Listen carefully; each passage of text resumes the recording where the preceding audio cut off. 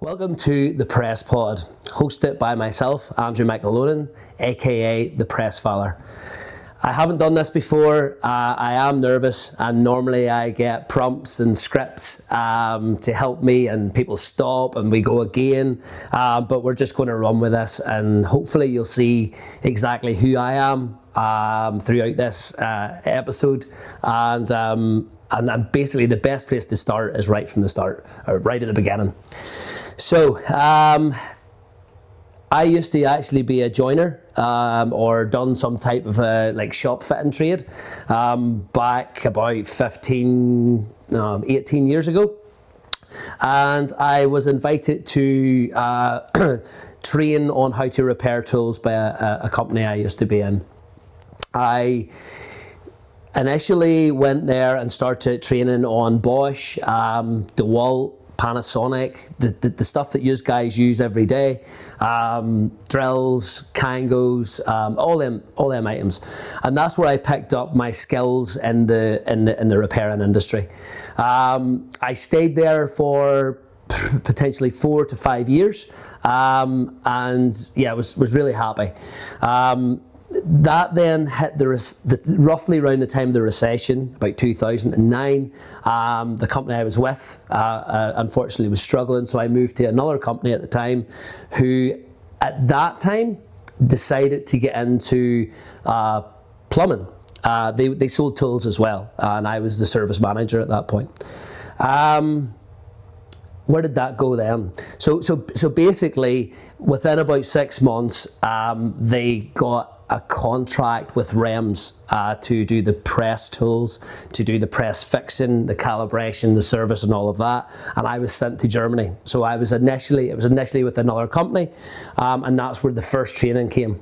I went over to Germany, got the tour of the factory. This is early 2010, late 2009. I got the tour of the factory, and I became obsessed with manufacturing. I got obsessed about how machines worked, and that kind of drew from the repairing of the tools as well. And again, we're still only in 2010, so that company then started to struggle as well. And I just said, look, I'm going to give it a go myself from the repair point of view. And I had this ingenious idea that I only ever wanted to to do the repair. That would have been one of the cuts. We would have cut that out. So all I wanted to do was repair, and I thought I would be the guy that supported the customer. I would have been the guy that when his machine broke, we would get it repaired, and that was it. But very, very quickly, within a 9-month period, I found out very, very quickly that there wasn't enough work, or certainly I didn't have enough hands to maintain that. So I was sending people away with a repair bill that was too high for the price of the tool, and they were going elsewhere and buying it. So I very quickly said, look, my initial idea was wrong. I'm going to have to create a partnership with a tool manufacturer, and at that time DeWalt was the company that I had the most experience with. So we started buying drills and Kangos and saws and everything, and then we backed it up with the service. That still was tough. I had a 6-year, I suppose, tenure. The company, was called Repair Shop NI. That company still runs today. And they actually look after you as the plumbers now. So if you have your tool, it's actually them that has the contracts with the likes of NovaPress for the tools repair and the calibration. It was still a recession, so people weren't just spending a lot of money, and I was working crazy hours. I enjoyed every minute of it. I would probably say my family life struggled off the back of that, which I do regret. But we have to make money. We have to keep going, and it was a tough 6, 7, maybe 8 years. But at that point, I had the REMS service agency. It didn't just come as easy as that. REMS went to another company first they couldn't do the repairs, so we'll not mention who they were, but they were sending pallets of these, or not pallets, but multiple tools back to Germany because they couldn't actually repair them. And that is one thing that I'd like to get across, is the repairing of these, the calibration's easy, right? But because it practically does itself. But the repairing of these, they're a two ton. Most of the machines, the smaller machines, are 2 ton pressure through their jaws. They are hydraulic. There's O-rings as smaller than my fingernail, and they do, without regular maintenance and servicing, they do give issues. And initially I was terrible at it as well. But as they kept coming, I would be. This isn't an English word, and the majority of my followers are English. There's a word called thran. Maybe the best terminology is pig-headed, so I didn't want to get beat. I was really, really interested in becoming the best in my field. But unfortunately, again, there's a lot of negativity here. Unfortunately, again, that side of the market with the press tools, most people weren't using them. You know, today there'll be people watching this right now that don't use press tool and will say, "I'll never use a press tool," and that's fine.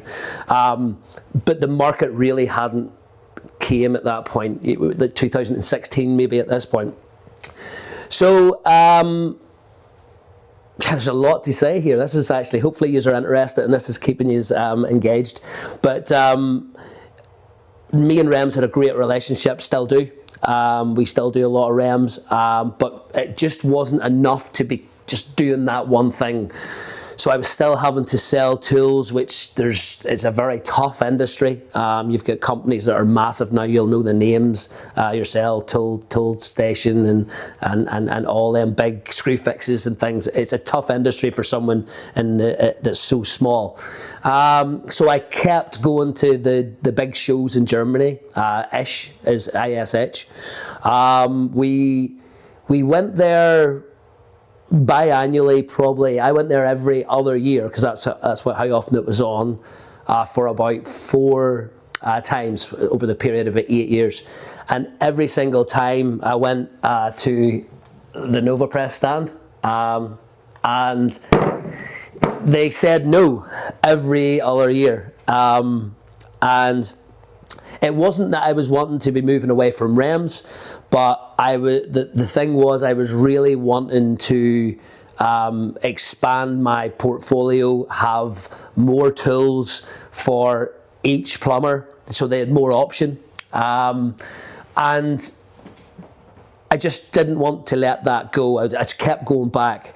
So 8 years in, from the very, very start, me and my sales man, a fella Gavin, who's still a very close friend, doesn't work with the company anymore, but a very close friend, we actually went to Germany, and I said, look, we'll pass by the NovaPress stand.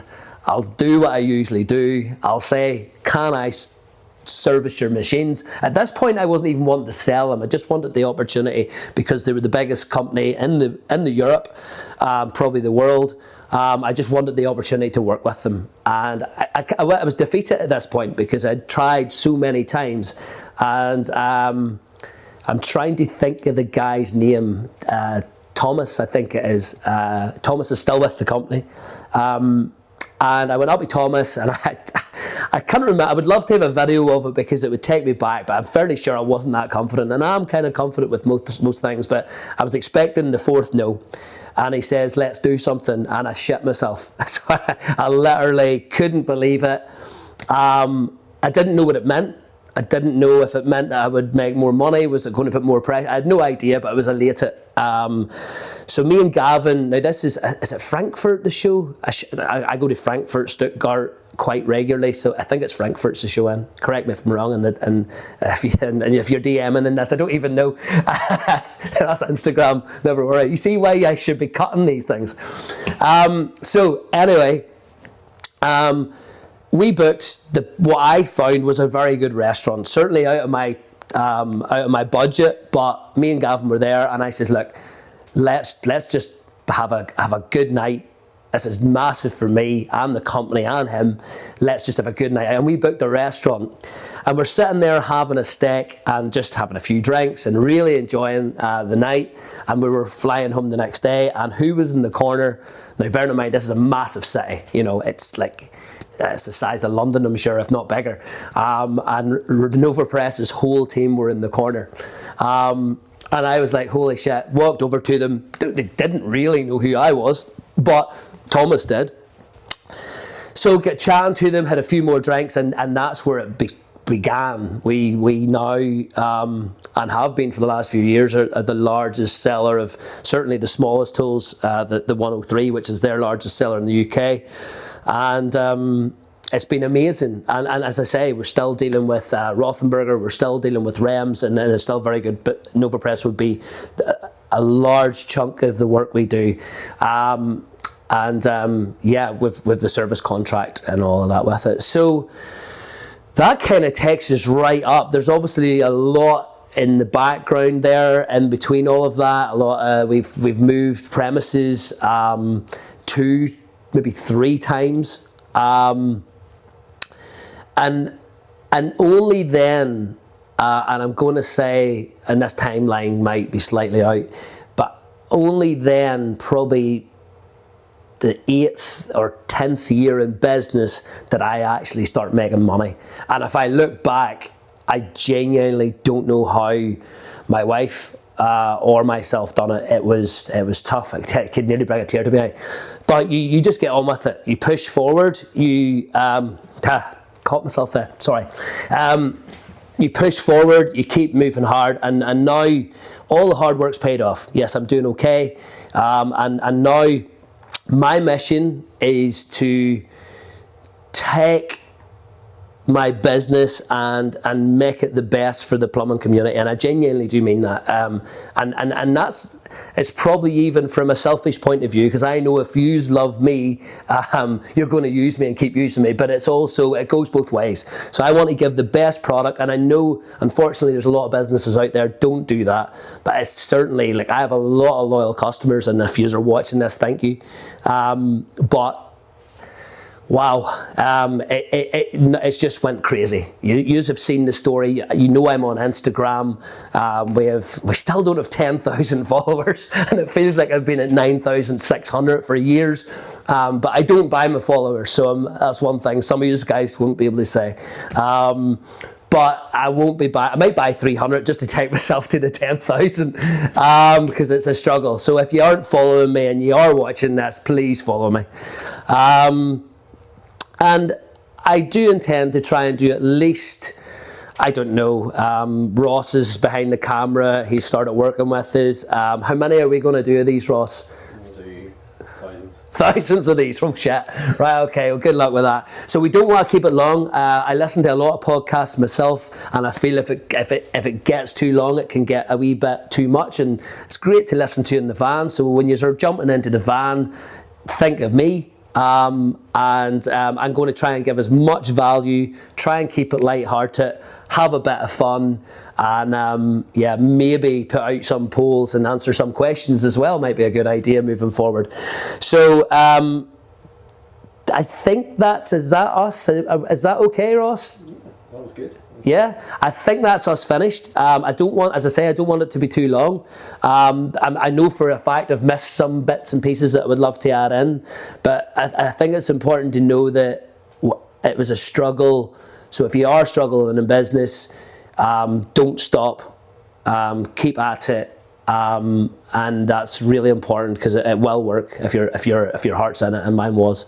So thanks very much, and as always, don't stress, press.